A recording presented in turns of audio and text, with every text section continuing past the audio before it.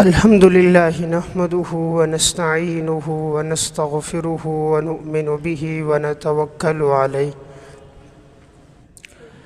ونعوذ بالله من شرور أنفسنا ومن سيئات أعمالنا من يهده الله فلا مضل له ومن يضلله فلا هادي له وأشهد أن لا إله إلا الله وحده لا شريك له وأشهد أن محمدًا عبده ورسوله أما بعد فأعوذ بالله من الشيطان الرجيم بسم الله الرحمن الرحيم وسارعوا إلى مغفرة من ربكم وجنة عرضها السماوات والأرض أعدت للمتقين الذين ينفقون في السراء والضراء والكاظمين الغيظ والعافين عن الناس والله يحب المحسنين. وقال الله تبارك وتعالى في القرآن المجيد والفرقان الحميد خذ العفو وأمر بالعرف وأعرض عن الجاهلين. وقال الله تعالى في مقام آخر وعباد الرحمن الذين يمشون على الأرض هونا وإذا خاطبهم الجاهلون قالوا سلاما. وقال النبي صلى الله عليه وسلم إنما بعثت لأتمم مكارم الأخلاق. وقال النبي صلى الله عليه وسلم ما شيء أثقل في ميزان المؤمن يوم القيامة من خلق حسن. وقال النبي صلى الله عليه وسلم أنا زعيم ببيت في وسط الجنة لمن حسن خلقه. صدق اللہ العظیم. میرے انتہائی واجب الاحترام قابل صد احترام بھائیوں، دوستوں اور بزرگوں، میں نے آپ کے سامنے چند آیات اور نبی اکرم صلی اللہ علیہ وسلم کے ارشادات میں سے چند احادیث پڑھی ہیں۔ قرآن کریم کی جو پہلی آیت میں نے آپ کے سامنے تلاوت کی، اس میں اللہ رب العزت ارشاد فرماتے ہیں وَسَارِعُوا إِلَى مَغْفِرَةٍ مِّن رَبِّكُمْ، پس تم لوگ دوڑ لگاؤ، جلدی کرو، مسابقت کرو اپنے رب کی طرف، اور اس جنت کی طرف تم آگے بڑھو جس کی چوڑائی آسمان اور زمین سے زیادہ ہے، اور اللہ نے یہ جنت پرہیزگاروں کے لیے تیار کی ہے۔ الذین ينفقون فی السراء والضراء، اور یہ پرہیزگار لوگ وہ ہوتے ہیں جو اللہ کے راستے میں خرچ کرتے ہیں، خوشحالی میں بھی تنگ دستی میں بھی، خوشی کے ایام میں بھی تکلیف کے ایام میں بھی۔ والکاظمین الغیظ والعافین عن الناس، اور یہ پرہیزگار لوگ وہ ہوتے ہیں جو اپنے غصوں کو پینے والے ہوتے ہیں اور لوگوں کو معاف کرنے والے ہوتے ہیں۔ واللہ یحب المحسنین، اور اللہ نیکوکاروں کو پسند کرتا ہے۔ دوسرے مقام پر اللہ رب العزت نے ارشاد فرمایا خذ العفو وأمر بالعرف وأعرض عن الجاہلین، آپ عفو و درگزر کو اختیار کیجئے، نیکی کا حکم دیجئے اور جاہل لوگوں سے آپ اعراض کیجئے۔ ایک اور مقام پر اللہ رب العزت نے ارشاد فرمایا وَعِبَادُ الرَّحْمَنِ الَّذِينَ يَمْشُونَ عَلَى الْأَرْضِ هَوْنًا، اللہ کے نیک بندے وہ ہوتے ہیں جو زمین پر چلتے ہیں عاجزی کے ساتھ۔ وَإِذَا خَاطَبَهُمُ الْجَاهِلُونَ قَالُوا سَلَامًا، اور جب کوئی جاہل آدمی ان سے مخاطب ہوتا ہے، الجھنا چاہتا ہے، تو وہ آگے سے سلام کہہ کر درگزر اس سے کر کے آگے چلے جاتے ہیں۔ یعنی جاہل سے الجھتے نہیں ہیں بلکہ جاہل اگر ان سے الجھنا بھی چاہے تو وہ سلام کہہ کر اپنی منزل کی طرف آگے بڑھ جاتے ہیں، اس سے جھگڑا نہیں کرتے۔ حدیث میں رسول اللہ صلی اللہ علیہ وسلم نے ارشاد فرمایا، انما بعثت لاتمم مکارم الاخلاق، اللہ رب العزت نے مجھے اس لیے بھیجا ہے تاکہ میرے ذریعے سے اخلاق کی تکمیل ہو جائے۔ دوسری حدیث میں رسول اللہ صلی اللہ علیہ وسلم نے ارشاد فرمایا، آپ نے فرمایا ما شیء اثقل فی میزان المؤمن یوم القیامہ، انسان کے نامہ اعمال میں قیامت کے دن سب سے وزنی عمل جو ہوگا وہ انسان کے اچھے اخلاق ہوں گے۔ رسول اللہ صلی اللہ علیہ وسلم نے ارشاد فرمایا، انا زعیم ببیت فی وسط الجنہ، میں ضمانت لیتا ہوں اس بات کی کہ میں جنت کے وسط میں اس شخص کو محل لے کر دوں گا، لمن حسن خلقہ، جو اپنے اخلاق کو اچھا کرے گا۔ میں جنت کے وسط میں ضمانت لیتا ہوں کہ اسے محل لے کر دوں گا جو اپنے اخلاق کو اچھا کرے گا۔ تو قرآن کریم اور احادیث مبارکہ میں ہمیں جس بات کی تعلیم ملتی ہے وہ ہے حسن اخلاق، انسان اپنے اخلاق کو اچھا کرے۔ احادیث مبارکہ میں نبی اکرم صلی اللہ علیہ وسلم نے اس کی بڑی تاکید بیان فرمائی۔ آپ نے فرمایا انسان کے نامہ اعمال میں جو وزنی عمل ہوگا قیامت کے دن وہ اس کے اچھے اخلاق ہوں گے۔ قیامت کے دن ہر انسان کو جو نامہ اعمال ملے گا تو والوزن یومئذ الحق فمن ثقلت موازینہ فاولئک هم المفلحون ومن خفت موازینہ، جس شخص کا نامہ اعمال بھاری ہوگا وہ تو فلاح پا جائے گا، اور جس کا نامہ اعمال ہلکا ہوگا تو وہ شخص خسارے میں ہوگا۔ وَنَضَعُ الْمَوَازِينَ الْقِسْطَ لِيَوْمِ الْقِيَامَةِ، ہم قیامت کے دن ترازو کو رکھیں گے تاکہ انصاف کرتے ہوئے ہم لوگوں کے اعمال کو تولیں گے۔ تو انسان کے وزن اعمال نے ہونا ہے، اور اعمال میں جو وزنی عمل ہے وہ انسان کے اچھے اخلاق ہیں۔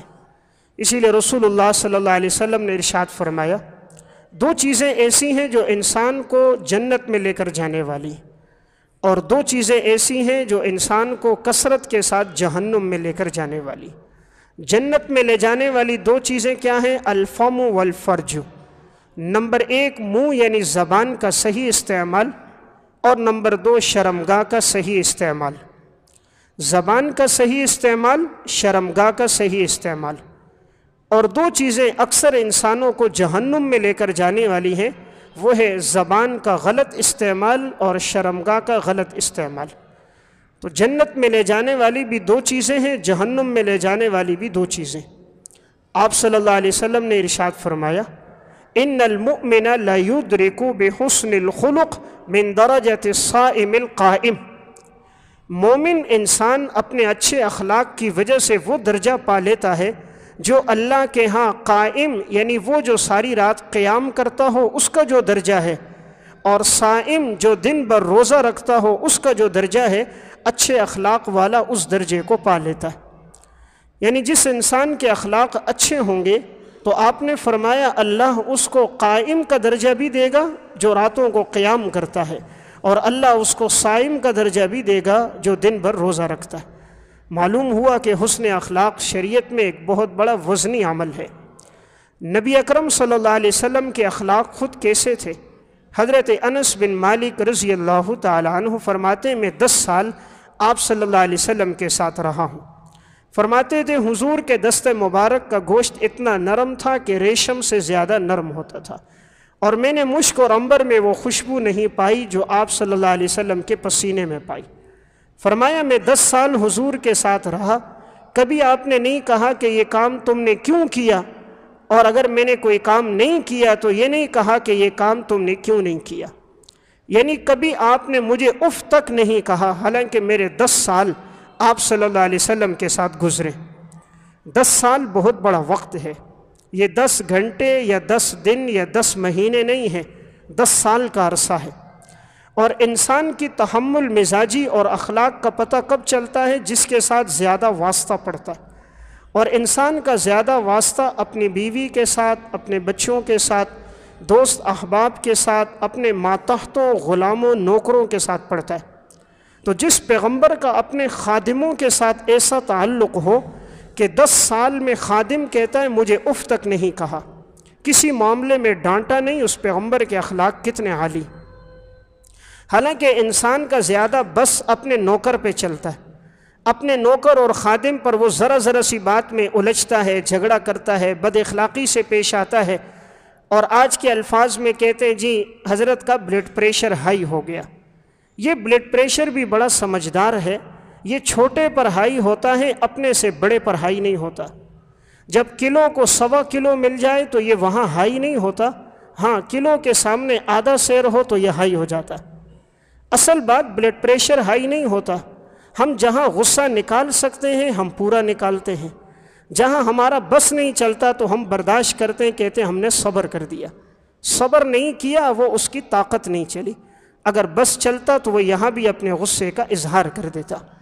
تو آپ کے ساتھ 10 سال رہنے والا خادم کہتا ہے کہ کبھی آپ نے مجھے اف نہیں کہا۔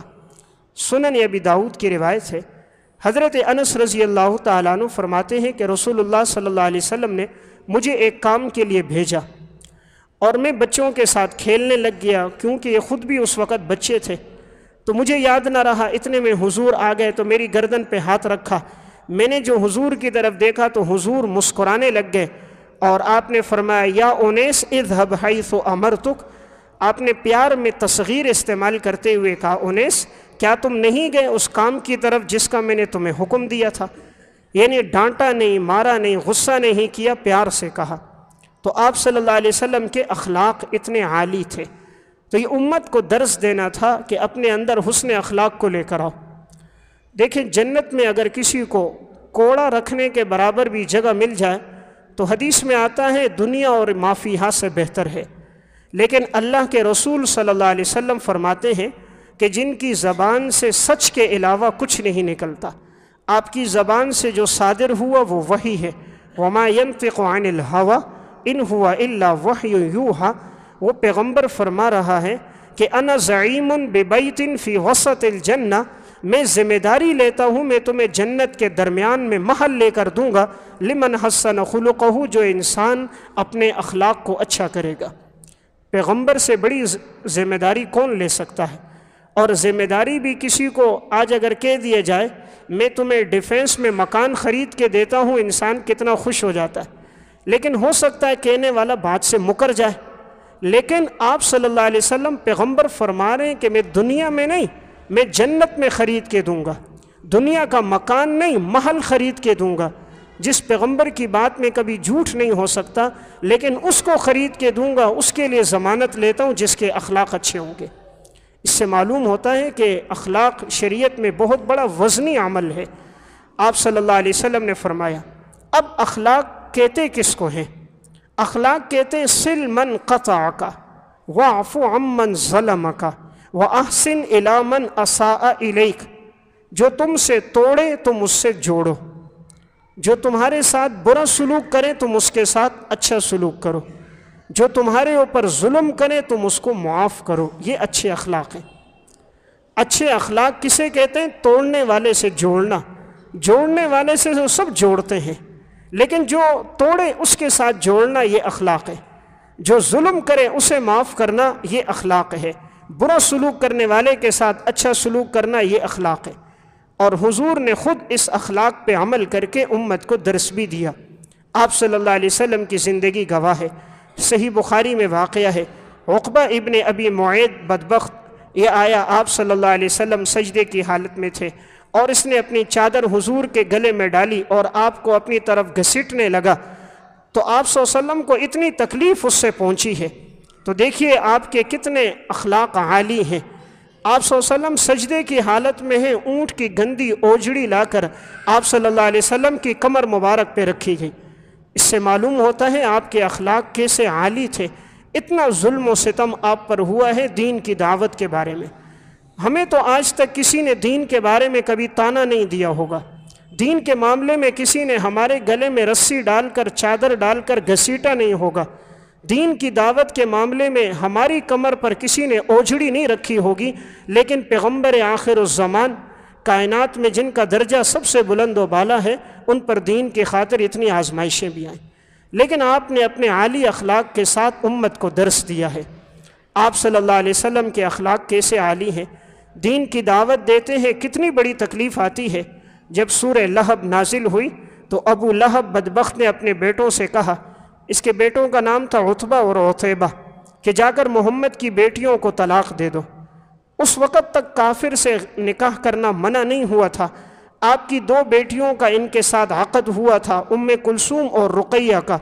تو یہ لوگ آئے حرم میں آ کر معاذ اللہ آپ صلی اللہ علیہ وسلم کے چہرے کی طرف تھوکنے لگے اور کہا، محمد ہم نے تیری بیٹیوں کو طلاق دے دی ہے۔ اسلام کی خاطر شاید ہماری کسی بیٹی کو طلاق نہیں دی گئی ہوگی، ہمارے چہروں کی طرف کسی نے تھوکا نہیں ہوگا، ہمارے گریبان کی طرف کسی نے ہاتھ نہیں بڑھایا ہوگا، لیکن پیغمبر پر اتنی آزمائشیں بھی آئیں۔ آپ کے طائف کا واقعہ گواہ ہے کہ آپ صلی اللہ علیہ وسلم پر پورے سفر میں اوباش لڑکے پتھر برساتے رہے، آپ کا جسم مبارک لہو لہان ہو گیا، آپ کی پنڈلیوں سے خون رسنے لگ گیا۔ آپ فرماتے میں نے دیکھا کہ ایک بادل اوپر تھا، حضرت جبرائیل امین تھے بادلوں میں، فرمایا کہ یہاں فرشتہ موجود ہے جو پہاڑوں پر نگران ہے، آپ حکم دے دونوں پہاڑوں کو ملا کر طائف کے لوگوں کو صفحہ ہستی سے مٹا دیں گے۔ آپ صلی اللہ علیہ وسلم نے فرمایا نہیں، آپ نے دعا فرمائی، اللہم اہد قومی فإنہم لا یعلمون، اے اللہ میرے قوم کے لوگوں کو ہدایت دے، یہ لوگ نہیں جانتے۔ اور صحیح بخاری کی روایت میں کہ آپ نے فرمایا ممکن ہے اللہ ان کی نسل میں ایسے لوگ پیدا کر دے جو اللہ کے ساتھ کسی کو شریک نہیں ٹھہرائیں گے، توحید پہ قائم رہیں گے۔ یعنی آپ صلی اللہ علیہ وسلم کے اخلاق کتنے عالی ہیں، یہ امت کو درس دینا تھا کہ اپنے اخلاق کو وزنی بناؤ، معاف کرنا، درگزر کرنا، اس کو انسان سیکھے۔ آپ صلی اللہ علیہ وسلم کی بیٹی ہیں حضرت زینب رضی اللہ تعالیٰ عنہ، ان کا نکاح ہوا تھا ابو العاص کے ساتھ۔ آپ صلی اللہ علیہ وسلم نے ان سے فرمایا کہ جب تم مکہ جاؤ گے تو میری بیٹی زینب کو مدینہ بھیج دینا۔ انہوں نے کہا ٹھیک ہے میں بھیج دوں گا۔ اب انہوں نے آپ کی بیٹی حضرت زینب کو مکہ سے روانہ کیا، اور جب یہ مکہ سے نکل رہے تھے تو ابو سفیان کو پتہ چلا، یہ اس وقت ایمان نہیں لایا تھا۔ اسی طرح حبار بن اسود، اس نے جب دیکھا کہ حضور کی بیٹی جا رہی ہے تو یہ کفار مشورہ کرنے لگے، محمد کی بیٹی دن دہاڑے ہمارے علاقے سے نکل کر کیسے جا سکتی ہے، ہم اسے جانے نہیں دیں گے۔ تو حبار بن اسود نے ایک تیر مارا، وہ جانور کو تیر لگا جس پہ حضرت زینب سوار تھی اونٹنی پر، وہ ایک دم بتکی تو حضرت زینب اوپر سے نیچے گر گئی، اور جب گری تو حضرت زینب حاملہ تھی۔ اب گرنے کی وجہ سے ان کا حمل ضائع ہو گیا، اور پھر وہ بڑی تکلیف کی حالت میں تھیں۔ جب حمل ضائع ہو جائے تو عورت پر کتنی تکلیف ہوتی ہے۔ اب ابو سفیان نے کہا اسے ابھی نہیں لے جا سکتے، اسے ابھی لے کر جاؤ واپس، اور جب اندھیرا چھا جائے تب لے کر جاؤ ورنہ ہماری رسوائی ہوگی۔ محمد کی بیٹی دن دہاڑے مکہ سے مدینہ چلی گئی۔ تو اب اگلے دن جب رات کے اندھیرے میں لے جایا گیا تو یہ ایک طویل سفر تھا۔ آج کل تو سفر 6 سے 5 گھنٹوں میں طے ہو جاتا ہے، اس وقت سفر 14 سے 15 دنوں میں طے ہوتا تھا مکہ سے مدینہ کا۔ اونٹنی کی بے قرار سواری، عرب کی تپتی ہوئی گرمی، سنگلاخ وادیوں کا سفر، تقریباً 2 ہفتے کے سفر کے بعد حضرت زینب وہاں پہنچی ہیں۔ بڑی تکلیف کی حالت میں تھیں، حمل گر گیا تھا، بہت پریشانی کی حالت میں تھیں۔ آپ صلی اللہ علیہ وسلم کو یہ بات بھی معلوم ہوئی، لیکن جب یہی حبار ابن اسود فتح مکہ کے موقع پر مسلمان ہوا تو آپ صلی اللہ علیہ وسلم نے اپنی بیٹی کا یہ بدلہ معاف کر دیا۔ اتنے عالی اخلاق، آج اگر کوئی ہماری بیٹی کے ساتھ یہ حرکت کر لے تو اس وقت ہمارے جذبات کی کیفیت کیا ہوگی؟ ہمارا بس چلے تو شاید ہم اس کو قتل کر دیں گے، لیکن آپ نے اسے معاف کر دیا اور اس کے ایمان کو قبول فرمایا۔ ہم تو اگر کوئی شخص زبان سے 2 بول کہہ دیتا ہے اور وہ اپنی بات سے رجوع کرتا ہے، ہم اس کے 2 بول قبول نہیں کرتے۔ اس نے زبان سے کوئی بات کہی، برا بلا کہا، گالی دے دی، کوئی بد اخلاقی کی بات کہہ دی، اب وہ کہتا ہے میں معافی مانگتا ہوں، آئندہ نہیں کروں گا۔ ہم اس کے اس 2 بول کو معاف نہیں کرتے۔ پیغمبر نے اپنی بیٹی کو گرانے والا شخص جس نے پیغمبر کی بیٹی کے حمل کو ضائع کرنے کا سبب بنا، آپ نے اسے بھی معاف کر دیا۔ یہ امت کو درس دینا تھا۔ اخلاق کا درس دینا تو آسان ہے، اخلاق کی بات کر لینا تو آسان ہے، اپنی زندگی میں لے کر آنا یہ مشکل کام ہے۔ اس لیے آپ صلی اللہ علیہ وسلم نے جو فرمایا کہ سب سے وزنی عمل قیامت کے دن جو ہوگا وہ انسان کے اچھے اخلاق ہوں گے۔ آپ صلی اللہ علیہ وسلم کے عالی اخلاق کا اندازہ فتح مکہ کے واقعے سے ہوتا ہے کہ 13 سال تک جنہوں نے آپ پر ظلم و ستم کیا، 3 سال آپ کو شیب ابی طالب میں محصور رکھا گیا، جنہوں نے حضرت بلال حبشی کے گردن میں رسے ڈال کر انہیں گھسیٹا، خباب ابن ارت کو کوئلوں کے اوپر جنہوں نے لٹایا، حضرت زنیرہ رضی اللہ تعالیٰ عنہ، حضرت ام شریک رضی اللہ تعالیٰ عنہ جن پر ظلم و ستم ہوا، ڈھال ماری گئی، ان کی آنکھوں کی بینائی چلی گئی، حضرت سمیہ جن کی شرمگاہ پہ تیر مارا گیا ان کی شہادت ہوئی، حضرت عمار کے والد یاسر کا انتقال ہوا۔ اتنا ظلم و ستم 13 سال میں آپ پر، آپ کے صحابہ پر ہوا تھا، لیکن جب آپ فتح مکہ کے موقع پر سن 8 ہجری میں مکہ میں داخل ہو رہے تھے تو آپ نے سر جھکایا ہوا تھا۔ حالانکہ جب انسان کسی علاقے میں فاتح بن کر جاتا ہے تو بڑا اکڑ کے چلتا ہے، سینہ تان کے چلتا ہے، چہرہ اٹھا کر چلتا ہے، اس کے لبوں کے اوپر متکبرانہ بول ہوتے ہیں، لیکن آپ کی زبان پر اللہ کا ذکر تھا۔ آپ نے سر اتنا جھکایا تھا گویا سواری کے ساتھ لگ رہا ہو۔ ایک صحابی نے یہ کہہ دیا، الیوم یوم الملحمہ، آج کا دن جنگ کا دن ہے، ہم ان سے بدلہ لیں گے۔ آپ نے فرمایا نہیں، الیوم یوم المرحمہ، آج کا دن رحم کا دن ہے۔ لا تثریب علیکم الیوم یغفر اللہ لکم، آج تمہارے اوپر کوئی ملامت نہیں، اللہ تمہارے گناہوں کو معاف کرے۔ اور آپ صلی اللہ علیہ وسلم نے یہاں تک فرمایا، آپ نے فرمایا من القى السلاح فهو آمن، جو اپنے ہتھیار کو ڈالے وہ بھی امن میں ہے۔ من دخل دار ابی سفیان فهو آمن، ابو سفیان جو ابھی مسلمان نہیں ہوا تھا، جو اسلام کا دشمن رہا ہے ابتدا میں، آپ نے فرمایا جو اس کے گھر میں داخل ہوگا اسے بھی امن ملے گا۔ جو اپنے گھر کا دروازہ بند کر دے، من اغلق بابہ فهو آمن، اسے بھی امن ملے گا۔ تو آپ نے اپنے عالی اخلاق کے ساتھ امت کو درس دیا ہے، اپنے اندر اخلاق کا وصف انسان لے کر۔ آپ صلی اللہ علیہ وسلم آ رہے تھے، ابو مسعود انصاری رضی اللہ تعالیٰ عنہ اپنے غلام کو برا بلا کہہ رہے تھے، پیٹ رہے تھے۔ آپ کی نگاہ جیسے پڑی تو آپ نے ابو مسعود انصاری کو خطاب کیا۔ آپ نے فرمایا، ابو مسعود، جتنا تمہیں اس پر قدرت ہے اس سے کہیں گنا زیادہ اللہ کو تمہارے اوپر قدرت اور طاقت ہے۔ جتنا تمہیں اس پر طاقت ہے اس سے کئی گنا اللہ کو تمہارے اوپر قدرت اور طاقت ہے، لیکن اللہ تو معاف کرتا ہے، درگزر کرتا ہے۔ حضرت ابو مسعود انصاری نے سنا، فرمایا یا رسول اللہ، آپ کو گواہ بناتا ہوں، میں نے اس غلام کو آزاد کر دیا۔ آپ نے فرمایا اگر آزاد نہ کرتے تو جہنم کی لپٹ، جہنم کی حرارت تمہیں بھی محسوس ہوتی۔ تو صحابہ اکرام میں اطاعت کا جذبہ بھی کتنا تھا، آپ کا ایک بول سنا ہے غلام کو آزاد کر دیا۔ تو میں عرض کر رہا تھا، شریعت میں ایک وزنی عمل انسان کے اچھے اخلاق ہیں کہ اپنی زبان سے کسی کو تکلیف نہ دے، کوشش کرے زندگی ایسی گزار کے جائے، اپنے دامن سے اتنے پھول محبت کے تقسیم کر کے جائے کہ اگر وہ دنیا سے چلا جائے تو ہر انسان کہے کوئی شخص تھا جس کی زبان میٹھی تھی، کوئی شخص تھا جس کی زبان سے بول نہیں پھول نکلتے تھے، کوئی شخص تھا جو محبت اور امن چاشنی کو تقسیم کیا کرتا تھا، جس کا جنازہ اٹھے تو ہر آنکھ اشک بار ہو، زمین والے نہ روئیں، عرش کے فرشتے بھی روئیں، زندگی ایسی گزار کے جائیں۔ اور ایسی زندگی تب گزرتی ہے جب انسان شریعت پر عمل کر کے چلتا ہے، تب گزرتی ہے جب وہ اخلاق کو اپناتا ہے، عفو درگزر معافی کو۔ تحمل مزاجی بہت بڑا وصف ہے، برداشت کر دینا، معاف کر دینا، یہ شریعت میں بہت بڑا وصف ہے کہ انسان قادر ہوتے ہوئے معاف کر دے۔ حضرت زین العابدین رحمہ اللہ بیٹھے تھے، خادمہ کھانا لے کر آ رہی تھی، شوروا تھا، اب گرم گرم شوروا ہو، لانے والی نوکرانی اور خادمہ ہو، جیسے لے کر آئی تو ان کا پاؤں کسی چیز میں الجھ گیا اور وہ گرم شوروا حضرت زین العابدین پہ گر گیا۔ اب ایسے وقت میں انسان کی کیا کیفیت ہوتی ہے جب نوکر تکلیف پہنچائے؟ دیکھیں، بیوی پہنچائے تو درگزر کر سکتا ہے، بیٹا پہنچا دے تو انسان معاف کر دیتا ہے، لیکن نوکر اگر چھوٹی بھی غلطی کر دے تو زیادہ تکلیف ہوتی ہے۔ تو نوکر بھی غلطی میں مرد نہیں، نوکرانی عورت کرے، اور پانی نہیں گرا رہی، شوروا گرا رہی ہے، اور گرا بھی کس پر رہی ہے؟ زین العابدین پر، جو آل رسول میں سے ہیں۔ انہوں نے جیسے ہی ان کی طرف دیکھا تو اس باندی نے قرآن کی آیت پڑھی، والکاظمین الغیظ، ایمان والے تو وہ ہوتے ہیں جو غصے کو پیتے، انہوں نے اپنے غصے کو پی لیا، نگاہیں نیچی کر دی۔ اس نے قرآن کی آیت کا اگلا جملہ پڑھا والعافین عن الناس، ایمان والے تو وہ ہوتے ہیں جو لوگوں کو معاف کرتے ہیں، انہوں نے کہا جا میں نے تجھے معاف کیا۔ اس نے اگلا جملہ پڑھا واللہ یحب المحسنین، ایمان والے تو نیکی کی زندگی گزارتے ہیں اور اللہ نیکوکاروں کو پسند کرتا ہے، کہا جا گواہ رہے اس بات پر، جا میں نے تجھے اللہ کی رضا کے لیے آزاد کر دیا۔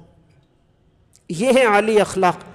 طاقت بھی چل رہا تھا، بس بھی چلتا تھا، چاہتے تو تکلیف دے دیتے، مارتے پیٹتے، لیکن صرف معاف ہی نہیں کیا بلکہ اس کو آزاد بھی کر دیا۔ تو اخلاق اس چیز کا نام ہے، انسان کو قدرت بھی ہو انسان معاف کرے۔ اس لیے اگر کوئی صاحب اختیار ہے، کسی فیکٹری کے اندر ہے، منیجر ہے، سرپرست ہے، اگر کسی سے غلطی ہو جاتی ہے اللہ کے لیے معاف کرے۔ اگر کچھ دیر وہ تاخیر سے آ جاتا ہے، کام میں کوئی کمی بیشی ہو جاتی ہے، معاف کرے۔ اللہ کو وہ انسان پسند ہے جو معاف کرنے والا ہے۔ قرآن کریم میں اللہ کی صفت یہ آئی ہے کہ اللہ وہ ہے کان اللہ علیما حلیما، اللہ علیم بھی ہے حلیم بھی ہے۔ علیم کا معنی جاننے والا، حلیم کا معنی بردبار، برداشت کرنے والا، معاف کرنے والا۔ ہم عموماً اسے معاف کر رہے ہوتے ہیں جس کی غلطی کا ہمیں پتہ نہیں ہوتا، ہمیں پتہ نہیں ہوتا ہم نے معاف کر دیا ہوتا ہے۔ اللہ کو انسان کی ساری غلطیوں کا پتہ ہے۔ ہم تو اپنے نوکر کی تھوڑی سی بات جانیں گے، باقی باتیں ہم سے مخفی ہوں گی، اللہ تو ہمارے سینوں کے بیدوں کو بھی جانتا ہے۔ لیکن اللہ جاننے کے باوجود، پھر قدرت طاقت کے باوجود بھی، طاقت بھی ہے جانتا بھی ہے لیکن پھر بھی حلیم ہے، بردبار ہے، اللہ معاف کرتا ہے۔ ہمیں تو نوکر کی، خادم کی ساری غلطیاں پتہ نہیں ہوتی، چند ایک پتہ چلتی ہیں، اور پھر ہم جتنی سزا اتنی دیتے ہیں غلطی سے بڑھ کر ہو جاتی ہے۔ جرم چھوٹا ہوتا ہے، سزا زیادہ دے دیتے ہیں۔ اللہ سب کو جانتے ہوئے اللہ صبر کرتا ہے، گویا اللہ اپنے بندوں کو درس دیتا ہے جیسے تمہارا رب علیم ہے، جانتا ہے لیکن صبر کرتا ہے، تم بھی جانو اور صبر کرو، معاف کرو۔ دیکھیں صبر کرنے والے کے ساتھ اللہ ہوتا ہے۔ قرآن کہتا ہے ان اللہ مع الصابرین، یقیناً اللہ صبر کرنے والوں کے ساتھ ہے۔ اب جس کے ساتھ اللہ ہو اس سے بڑی طاقت کیا ہے؟ آج اگر کسی کو معلوم ہو، وہ کہتے جی میرے ساتھ ڈی ایس پی کی طاقت ہے، ابھی فون کروں گا ڈی آئی جی میرا جاننے والا ہے، ابھی فون کروں گا گورنر سے میرے تعلقات ہیں، میں ابھی فون کروں گا صدر پاکستان سے میرے تعلقات ہیں۔ اللہ کے بندے یہ سارے انسان ہیں، ان کی طاقت محدود ہے، چند عرصہ طاقت ہوتی ہے، زمانہ ختم ہوتا ہے، وہی لوگ جو سلطنت پر ہوتے ہیں کچھ عرصے بعد جیلوں کی سلاخوں کے پیچھے ہوتے ہیں۔ اصل طاقت میرے رب کی طاقت ہے، جس کے ساتھ اللہ ہے اس کے ساتھ سب کچھ، اور اللہ کہتا ہے میں صبر کرنے والوں کے ساتھ ہوں۔ جس پر تکلیف آئے وہ صبر کرے، جس پر ظلم ہو وہ صبر کرے، میں اس کے ساتھ ہوں۔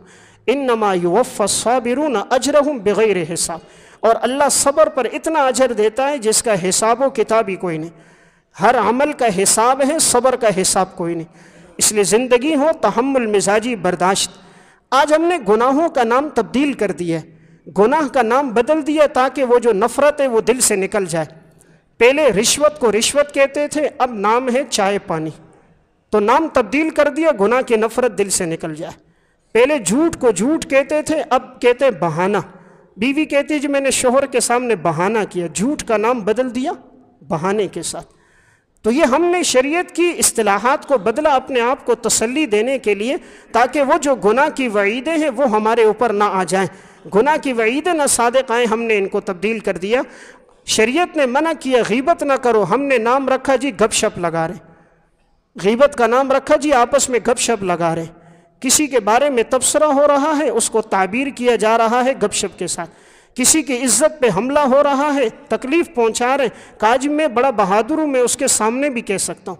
او بھائی تو سامنے بھی کہہ سکتا ہے، لیکن جب تو پسے پش کہہ رہا ہے تو اس کی غیبت کر رہا ہے، اور اگر اس میں وہ عیب نہیں ہے تو اس پہ بہتان لگا رہا ہے۔ اور غیبت کا گناہ زنا کے گناہ سے بڑھ کر، زنا کرنے والے کو توبہ کی توفیق مل جاتی ہے، غیبت کرنے والے کو توبہ کی توفیق نہیں ملتی، کیونکہ وہ غیبت کو گناہ ہی نہیں سمجھ رہا ہوتا۔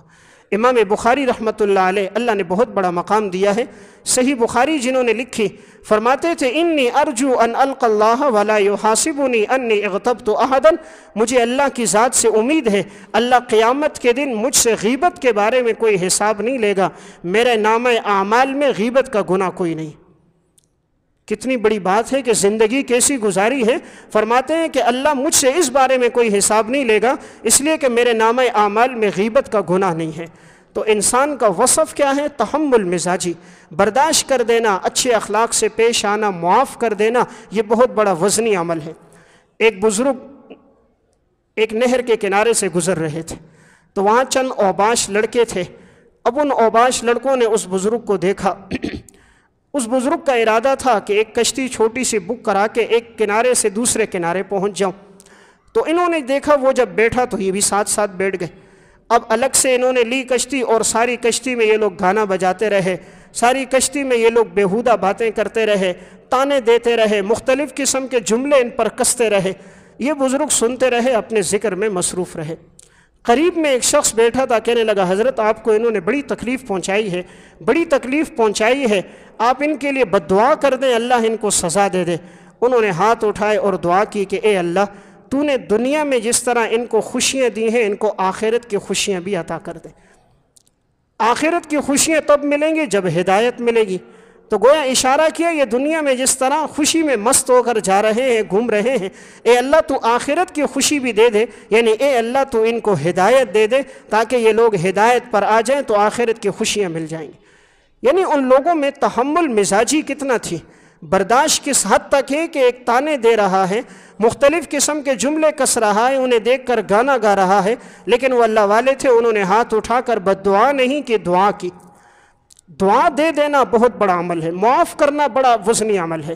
قرآن کریم حضور کے بارے میں فرماتا ہے انک لعلی خلق عظیم، ہم نے آپ کو سب سے بڑے اخلاق عطا فرمائے. اخلاق کی 3 قسمیں، ایک ہوتا ہے اخلاق حمیدانہ، ایک ہے اخلاق کریمانہ، ایک ہے اخلاق عظیمہ. اخلاق حمیدہ کسے کہتے ہیں؟ جس نے تکلیف پہنچائی برابر میں اسے بھی تکلیف پہنچاؤ. اس نے ایک مارا، ہم نے بھی اسے ایک مارا، برابر سرابر. یہ بھی اخلاق ہے کہ اس نے تجاوز نہیں کیا. دوسری قسم کیا ہے؟ اخلاق کریمانہ، معاف کرنا، کہ جو ظلم کرے انسان معاف کر دے. تیسری قسم کیا ہے؟ اخلاق عظیمانہ، کہ جو ظلم کرے اسے معاف بھی کرو اور الٹا اس کے ساتھ اچھا سلوک بھی کرو. ہمارے پیغمبر کے لیے اللہ فرماتا ہے انک لعلی خلق عظیم، ہم نے آپ کو اخلاق میں سب سے وزنی عمل بلند اخلاق آپ کو دیے ہیں. آپ صرف معاف ہی نہیں کرتے بلکہ ظلم کرنے والوں کے ساتھ اچھا سلوک بھی کرتے. یہ ہے اسلام کا ایک وزنی عمل، اچھے اخلاق پہ چلنا. ایک بزرگ راستے سے گزر رہے تھے، کسی نے اوپر سے کچرا پھینک دیا، ان کے ساتھ ان کے خلفاء بھی موجود تھے، کچرا ان پر گرا، اب کپڑوں پہ بھی لگا، سر کے بالوں پہ بھی لگا. تو جو ساتھ موجود تھے وہ غصے میں آ گئے کہ ہمارے شیخ پر انہوں نے کچرا پھینک دیا. وہ جانے لگے اس گھر کے دروازے کی طرف. حضرت نے فرمایا کیا ہوا؟ کہا حضرت ان لوگوں کو تمیز نہیں ہے، ادب نہیں، ان کو پتہ نہیں آپ کا مقام کتنا بلند و بالا ہے، اور ان بدبختوں نے آپ کے اوپر کچرا پھینکا ہے. حضرت مسکرانے لگ گئے. فرمایا بھائی ہم تو مستحق تھے کہ ہم پر اوپر سے پتھر برستے، آسمان سے انگارے برستے. یہ اللہ کا کرم ہے، انگارے اور پتھر نہیں آئے، کچرا لگا ہے سر پہ. یہ وہ لوگ تھے جو برائی کے راستے سے بھی نیکی کی صورت نکال دیتے تھے، جو جھگڑے کے اندر سے بھی عافیت کا راستہ نکال دیتے تھے، جو درگزر کو اپناتے تھے اور دوسروں کو بھی درگزر کا درس دیتے تھے. ہم تو جھگڑا کرنے کے لیے تیار ہوتے ہیں، گاڑیاں کھڑی ہیں، اب سامنے سے سگنل کھلتا نہیں ہے، ہارن شروع ہو جاتے ہیں، ایک دوسرے کو گور گور کے دیکھ رہے ہیں، قریب ہے کہ یہ کہیں اس پر حملہ نہ کر دے. لائن میں کھڑے ہوتے ہیں، کوئی اور تھوڑا سا ساتھی آگے آ گیا، اس پہ جھگڑا شروع ہو جاتا ہے. بل بھرنے کے لیے لائن میں کھڑے، وہاں جھگڑا، ہر جگہ جھگڑا. حالانکہ صف بندی اسلام نے ہمیں سکھائی تھی. اسلام نے کہا نا صفیں بالکل سیدھی ہوں، ذرا برابر ٹیڑھی نہ ہو. صفیں ٹیڑھی ہوں گی آپ نے فرمایا دل ٹیڑھے ہو جائیں گے. آج آپ دیکھو مسلمان جس جگہ جاتا ہے اس کی صف سیدھی نہیں ہوتی. بل بھرانے جائیں گے سیدھی صف میں کھڑے نہیں ہوں گے، کہیں ہوٹل پہ خریدنے جائیں گے سیدھے صف میں نہیں، ہر ایک کی کوشش ہوگی وہ دوسرے سے آگے بڑھے گا. حالانکہ صفوں کا سیدھا ہونا اسلام نے سکھایا، آج انگریز نے اس کو لے لیا، مسلمان نے اس کو نہ لیا. حالانکہ یہ حکمت عملیہ ہمیں شریعت نے سکھائی تھی کہ ایک دوسرے کا حق نہ مارو، اس سے آگے نہ بڑھو، برداشت کرو. عموماً کیا ہوتا ہے، دوسرا آگے بڑھ گیا، اتنی برداشت نہیں ہوتی، جھگڑے شروع ہو جاتے ہیں. ہمارے ایک ساتھی تھے مولانا طاہر حسن، انہوں نے ایک واقعہ سنایا. کہا کہ ہوٹل پر چند لوگ روٹیاں خریدنے کے لیے آئے، تو اب ایک کا نمبر ذرا پیچھے تھا، 3 نمبر. تو اب ایک دوسرا پیچھے سے آیا اور آ کر آگے بڑھ گیا اور روٹیاں لے کر جانے لگا. تو اس نے پیچھے سے کہا بھائی تو کیوں آگے بڑھ گیا, تیرا نمبر پیچھے تھا. اسی میں اس کو 2 گالیاں دے دیں, وہ اس کے ساتھ جھگڑنے لگا, لڑائی شروع ہوئی. اس نے پتھر اٹھا کر اس کو مارا, کہا ادھر لگا, 4 ٹانکے آ گئے.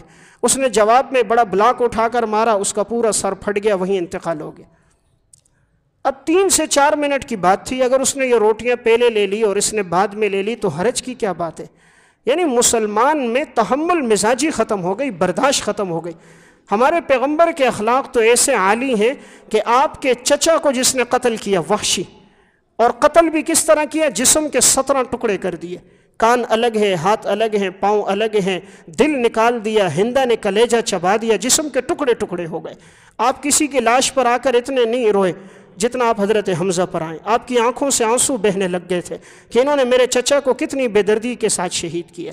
لیکن یہی چچا کا قاتل وحشی جب ایمان لے کر آتا ہے تو آپ صلی اللہ علیہ وسلم اسے بھی معاف کر دیتے.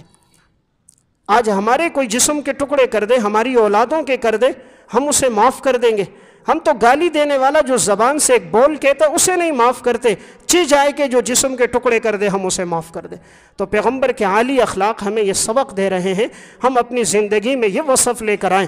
آج الحمدللہ صوم و صلات کے پابند تو لوگ ملتے ہیں, اچھے اخلاق والے نہیں ملتے.